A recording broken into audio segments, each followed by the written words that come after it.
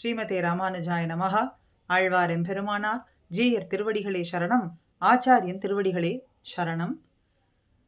இந்த பிறவி மாத்திரமல்ல, எல்லா பிறவியிலேயும் சர்வவிதமான உயிர்களுக்கும் எல்லா காலங்களிலேயும் சர்வவித பந்துவாய் பெத்த தாயை காட்டிலும் நமக்கு வாத்சல்யத்தை சொரியக்கூடியவர்கள் பிராட்டியும் எம்பெருமானும் ஆவார்கள் என்று சாஸ்திரங்கள், இதிகாச புராணங்கள், ஆழ்வார் வாக்குகள் எல்லாம் நமக்கு எடுத்து காட்டுகின்றது.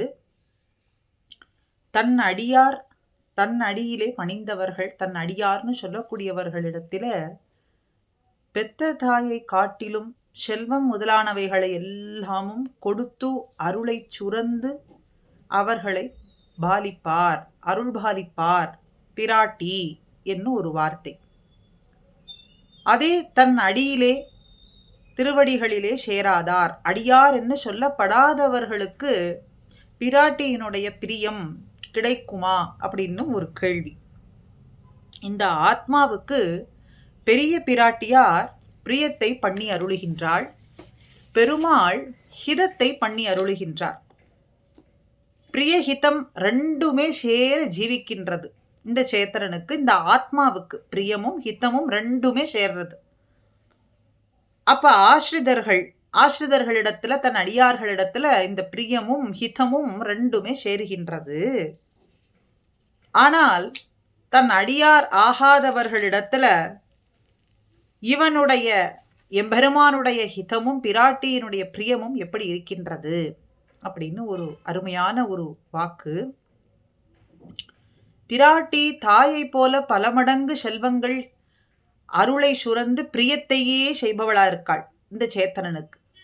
எம்பெருமானோ தந்தையை போல ஹிதத்தையே செய்கின்றார். ஹிதம்னா நல்லவைகள், நமக்கு தேவையானவைகள் அப்படின்னு சொல்றது. ஆக இவனுக்கு கசப்பா இருந்தாலும் கூட தண்டனைகளை எல்லாம் கொடுத்து ஒரு தந்தை எப்படி ஒரு குழந்தையை பேணி பாதுகாப்பாரோ அது போல கசப்பா இருந்தாலும் கூட தண்டனைகளை கொடுத்து இவனுக்கு ஹிதத்தை செய்யக்கூடியவரா இருக்கார்.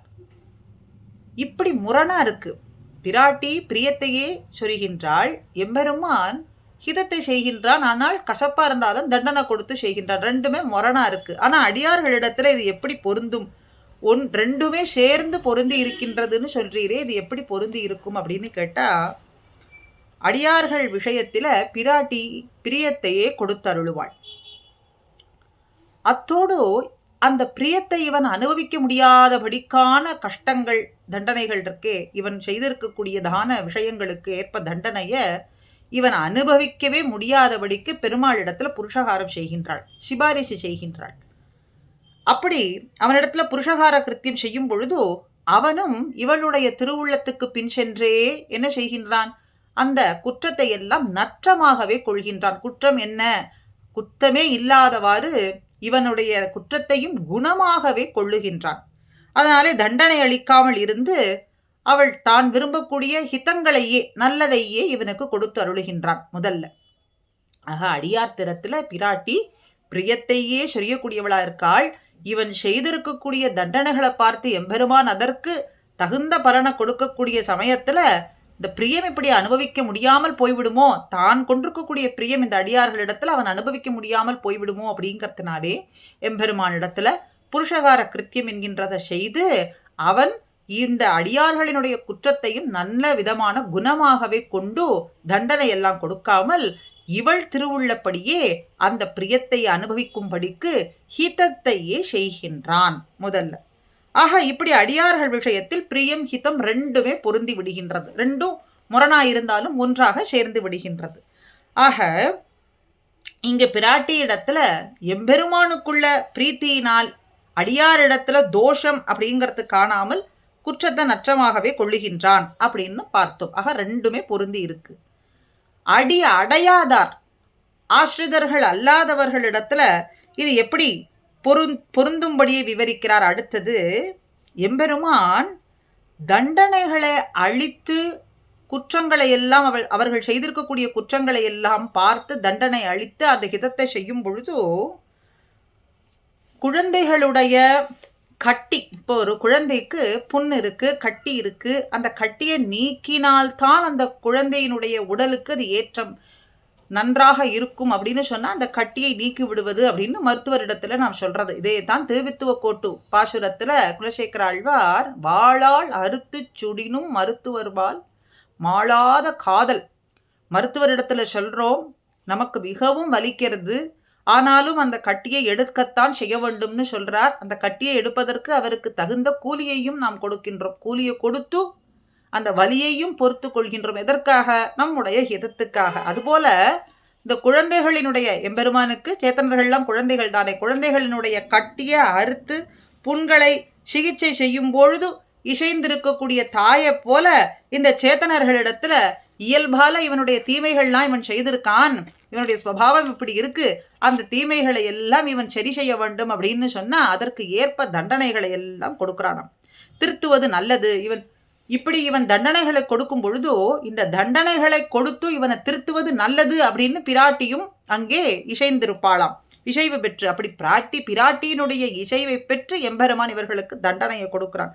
கொடுத்து அந்த தண்டனையும் ஹிதங்களை கொடுத்து சரி செய்து விடுகின்றான். ஆக இப்படி அடையாதார் விஷயத்திலேயும் பிராட்டியானவள் தான் எம்பெருமான் கொடுக்கக்கூடிய ஹிதமானது சரியே அப்படின்னு இசைந்திருக்கிறதுனாலே பிரிய ஹிதம் ரெண்டுமே அடையாதார் விஷயத்திலேயும் பொருந்தி இருக்கின்றது அப்படின்னு சொல்றாராக.